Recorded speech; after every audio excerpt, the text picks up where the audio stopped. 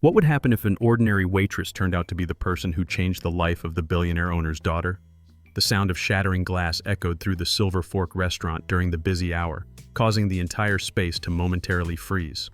Elena Hartley bent down quickly, gathering each shard with hands trembling, not just from the cold ice seeping through the towel, but from the piercing gaze of Victor Raines, the polished yet ruthlessly cold manager. "That's the third glass this month. Deduct it from your paycheck," Victor said, loud enough for nearby customers to hear, his tone mixing scorn with a cruel pleasure in humiliating someone. A few eyes glanced over, some with concern, many indifferent, then quickly returned to their meals as if the scene was nothing unusual. Elena didn't react or protest, simply nodded slightly, murmured an apology, and quietly returned behind the counter, continuing her work with a calmness far beyond her appearance. She needed this job. More than rent money, more than bills, she needed it to keep paying for her mother's treatment, the woman who once was a music teacher, now bedridden, fighting the relentless ALS disease day by day.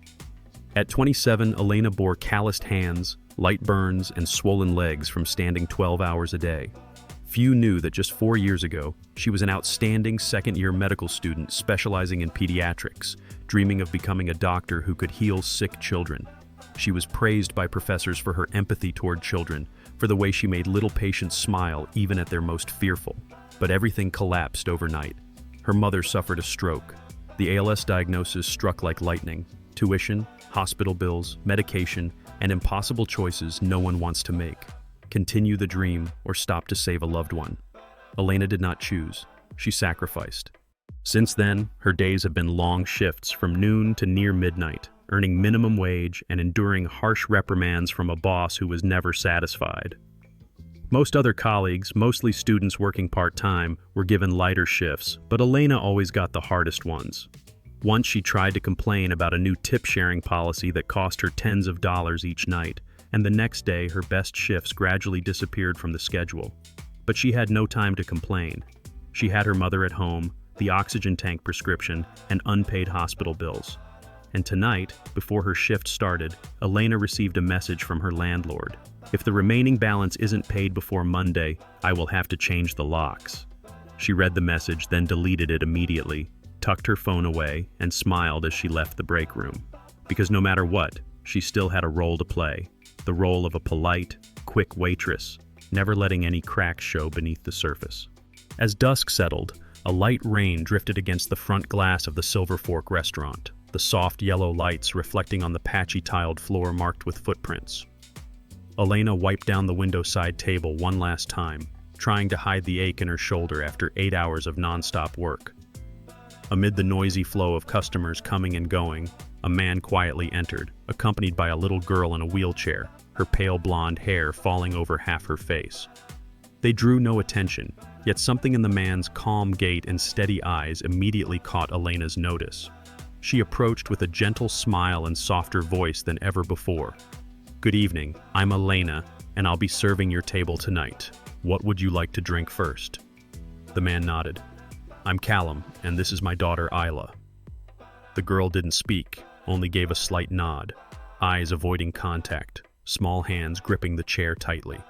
Elena crouched down to Isla's level, her smile free of pity, simply one human greeting another with full presence and attention.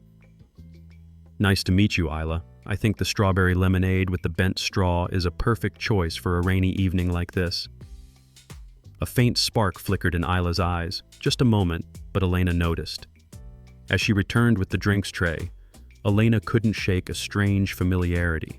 The way Isla withdrew from the world, how her small shoulders curled as if bracing against something overwhelming, reminded Elena of the children she had cared for in pediatrics, and the times she helped tiny patients eat spoonfuls of porridge during her final internships, before life took a different path.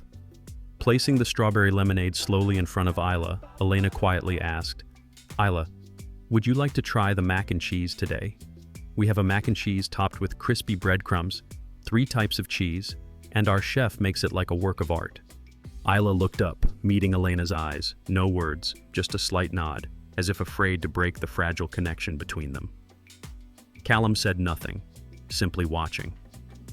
Elena stepped back a few paces but kept her eyes on every subtle movement from table 14, a small disabled girl whose gaze was just beginning to trust, and a father seemingly trying hard to hide wounds he didn't even know how to heal. Tonight, Elena didn't know that at this small table, in that silent connection, a turning point would come that would lift her life from darkness. But more than anything, it was the first time in years she felt she was more than just a waitress. She was someone who could touch another person's life. There were still 3 hours left in her shift, but Elena's legs were already protesting. She stepped into the small break room behind the kitchen for a sip of water and found Victor posting the updated schedule on the notice board. As a group of student employees gathered around to look, Elena waited patiently. She hoped to keep her 5 evening shifts and 2 lunchtime shifts as she had for the past year. But as she approached, her heart sank. On the board, her name appeared for only 3 evening shifts. No prior notice, no explanation. She swallowed the lump in her throat and went straight to Victor's office. "Victor, I think there's a mistake with next week's schedule. I lost 4 shifts," Elena said softly, though her voice betrayed her worry. Victor looked up with a detached expression as if expecting the question. "No mistake. Amber asked for extra hours to pay off her Bahamas trip. She needs the money." Elena frowned, her voice tight. "But Amber lives with her parents. My mother needs medicine every week. I just want the shifts I've always had." Victor squinted and sighed as if forced to explain to a child. "Elena, this is the service industry, and Amber, customers prefer to see her. She's gentle, cheerful. You're always serious, and lately you've been sitting too long at one table." Elena took a half step back, eyes wide. "You mean table 14 tonight?" Victor sneered. "You think I don't notice? That girl in the wheelchair doesn't need you babysitting. You're neglecting other tables, just sitting there like playing doctor with her. What would other customers think?" Elena clenched her fists. All the words boiling inside her caught in her throat. She silently shook her head, but before she could leave, Victor slapped the desk as if suddenly remembering something. "Oh, and about today's tips. We're redistributing them a bit because Amber had to cover the tables you left for that girl in the wheelchair. Here." He shoved an envelope into Elena's hand, so thin she could feel the money inside wasn't even enough to fill up the gas tank on her old car.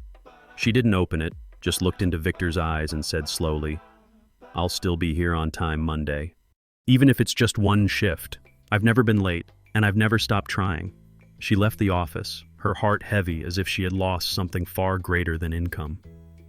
On the way home, rain streaked the car window like nameless tears.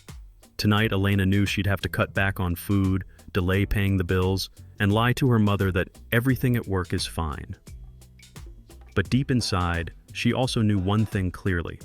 If she had to choose between pleasing a harsh manager or helping a disabled child smile again, she would always choose the latter, no matter the cost. At the break of dawn, the yellowish streetlights still cast their glow over the worn facade of the old apartment building where Elena lived.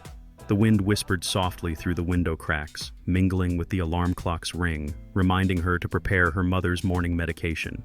But today, just before she could step out of the kitchen, a firm knock came on the door. 3 steady, deliberate taps. Squinting at the clock, it was barely past 6 in the morning. Elena quietly opened the door to find a sharply dressed delivery man holding a cream-colored envelope. "Elena Hartley?" "Yes." "Time delivery, signature required." Flustered, she signed while her eyes stayed fixed on the heavy envelope, which bore no sender name but 3 embossed words: Vance Holdings. She hesitated. No way. Vance, the surname of the man who had visited the restaurant last night. She opened the envelope. Inside was a thick card, printed with smooth ink, each line handwritten with delicate penmanship. "Ms. Hartley, your kindness and professionalism last night deeply moved both me and my daughter. I would like to invite you to my office this morning to discuss a matter that could benefit us both. A car will pick you up at 9 o'clock. Isla hopes you will consider. Sincerely, Callum Vance." Elena sat quietly for several minutes, her heart pounding so loudly she could hear it thumping in her chest. Why would a man like him, wealthy, powerful, clearly a CEO of something significant, care about her enough to send a car? A thought flashed in her mind. Could it be he saw more than she realized last night? Then, beneath the card, another small paper fell out, a crayon drawing, messy but warm, 3 figures standing side by side, the girl in the wheelchair smiling brightly, with neat handwriting beneath. You are the first person to make me smile since the accident. Without hesitation, Elena folded the card, took a deep breath, and hurried to knock on her neighbor's door, Mrs. Hazel, who often checked on her mother during Elena's evening shifts. After pleading with her to stay and watch her mother for a few morning hours, Elena returned to her tiny room and picked the only intact set of work clothes, a navy blazer she had worn to medical school interviews, now pressed neatly. At 10 minutes to 9, a sleek black car quietly pulled up in front of the building. Sitting inside, Elena watched her reflection on the foggy window, her heart stirring endlessly. She didn't know what awaited her at the other end of this road. But for the first time in years, instead of avoiding opportunity due to circumstances, she stepped toward it. Not out of ambition, but because of a small glimmer of light just flickering to life in a crayon-colored picture drawn by a child full of hope. The Vance Holdings building stood tall in the financial district, its glass facade reflecting the morning sunlight, making everything look both magnificent and distant. Elena stood before the elevator doors, her dark blue suit reflecting her small figure amidst the powerful surroundings. When the doors opened on the 40th floor, she stepped into the marble-clad reception area, where the receptionist merely nodded. "Miss Hartley, Mr. Vance is waiting in the main conference room." Elena nodded slightly, her heart pounding so fast she felt her collar tighten. The conference room door cracked open, but instead of a formal meeting, the first thing she saw was Isla, the little girl from before, sitting by a small tea table near the bright window. Isla looked up, her face lighting up. "You're here! I told you Dad wouldn't pick the wrong person!" Elena smiled, momentarily forgetting the tension she carried. But just minutes later, when Callum entered carrying a thick file and wearing a colder expression than before, the atmosphere immediately turned serious. "Thank you for coming, Elena. I apologize for the sudden invitation, but after last night I had to act quickly." Callum slid the file toward her, flipping through the pages. Timesheets altered, compared against shift schedules. Tip distribution sheets changed. Notes from older female staff had their hours unjustly cut, all bearing Victor's signature. But what left Elena breathless was the last page, a summary of shifts cross-checked with camera footage, showing that she was the one most frequently disadvantaged by the new tip policy Victor secretly implemented. "Elena, I investigated throughout the night, and I'm afraid Victor is not only a poor manager but is abusing his position to manipulate personnel, especially targeting you." Before Elena could react, the conference room door slammed open. Victor stormed in, his face flushed red, shirt rumpled. "You're setting me up, both of you!" he roared. But Callum stood, eyes steely. "You're standing in my private office, loudly insulting my daughter and an employee you've deliberately oppressed. You have 3 minutes to hand over your employee badge and system keys, or I will involve legal." Victor faltered, eyes darting around the room, as if realizing for the first time he no longer held any power. "You don't understand anything. She's weak, can't handle pressure, always acting sanctimonious with disabled customers." That was the final blow. Callum stepped beside Elena, his voice deep but firm. "You are insulting my daughter, and someone more capable than you think." Security stood ready at the door, and this time no one stopped Victor as he was escorted out, his employee badge slipping and rolling across the cold marble floor like the career he had just lost. Elena stood silent in the vast conference room, her hand still resting on the file filled with evidence. She didn't know what to call what had just happened, revenge or justice. But one thing was certain. From that moment, she was no longer a victim. When the conference room door closed, leaving a sudden silence after the storm, Callum returned to the table and placed 3 envelopes neatly before Elena. "I didn't come here just to deal with Victor. I came to ask you a simple question. Which future do you want for yourself?" Elena clenched her hands, trying to keep her voice calm. "I don't understand. Why me?" Callum looked at her for a long moment, then slowly replied, "Because in just 15 minutes, you did what therapists, teachers, and doctors couldn't do in 18 months. You made my daughter smile again." He pushed the first envelope toward her. "Option 1, become the official manager of the Silver Fork branch downtown. Triple your current salary, comprehensive insurance for your mother, flexible time off." Elena was stunned.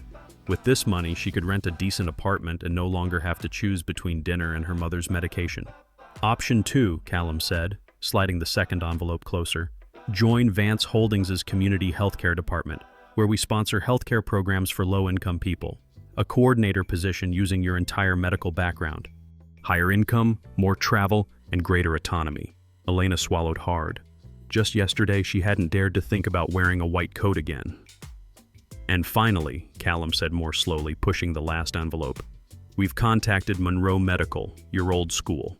They still have your records, and with our support, you're accepted to re-enroll through a readmission program with a full scholarship and living stipend.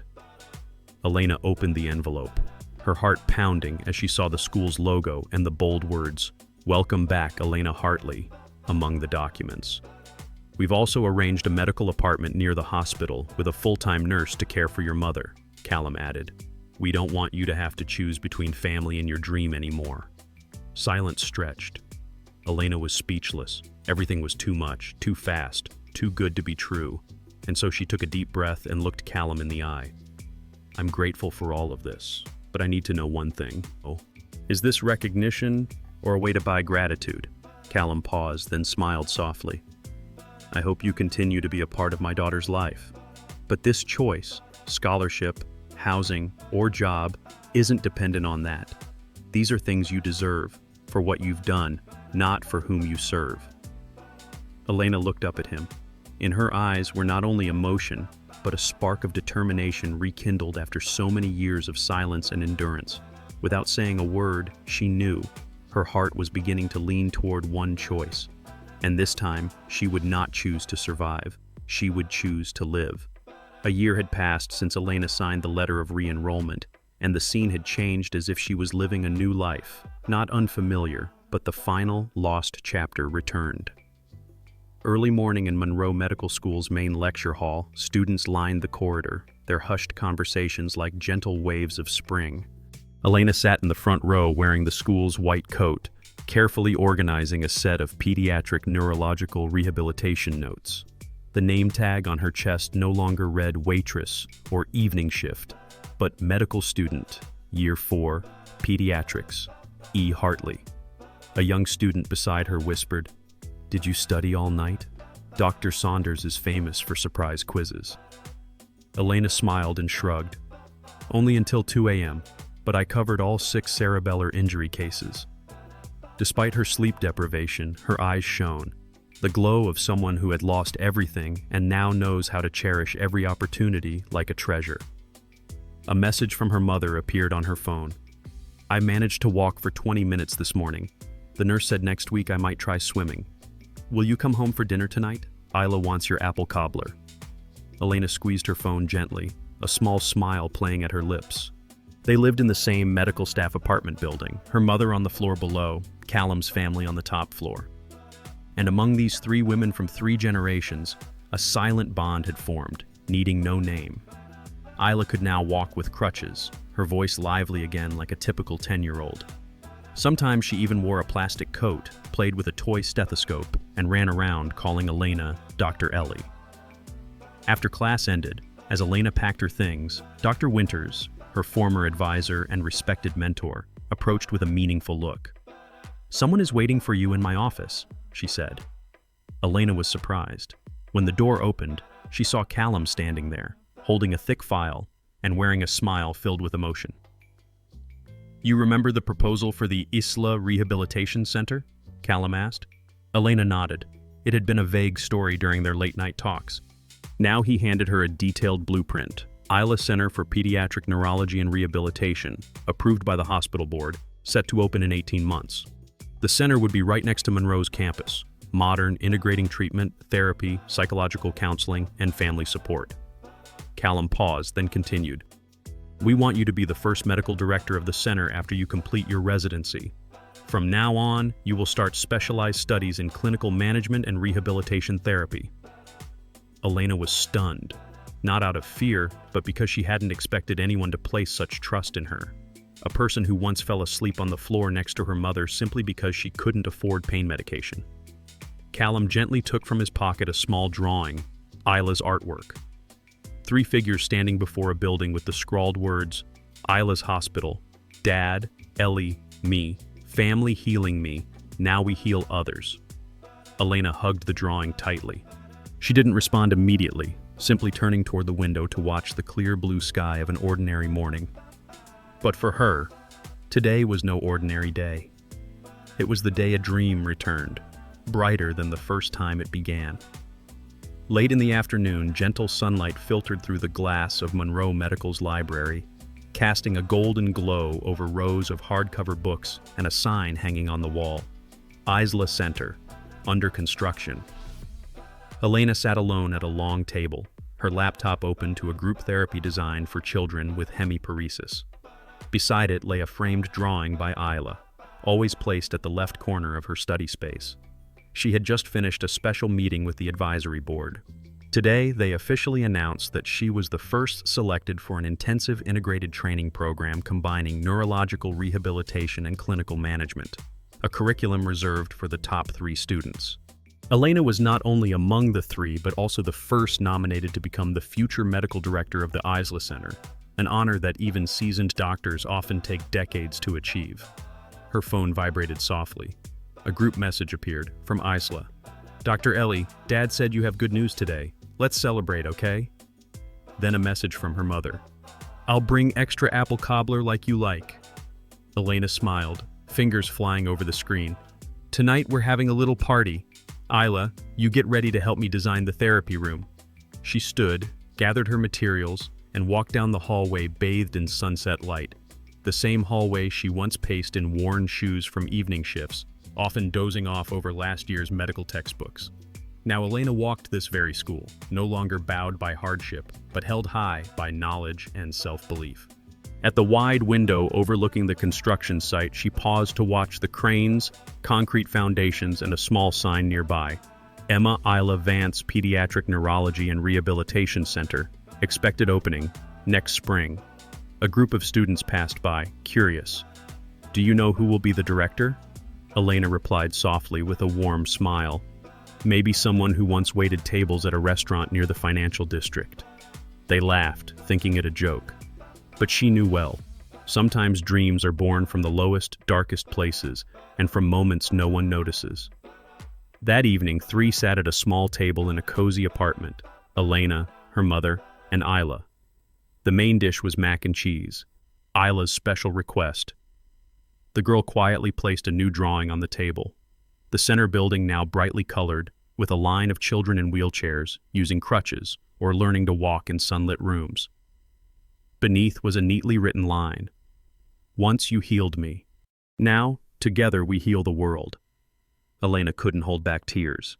She embraced Isla, feeling the warmth of a child once trapped in silence, now an inspiration for a great mission. A glass shattered in the night, a child silent in the dark, a father entering a restaurant unnoticed, and a waitress choosing kindness over silence.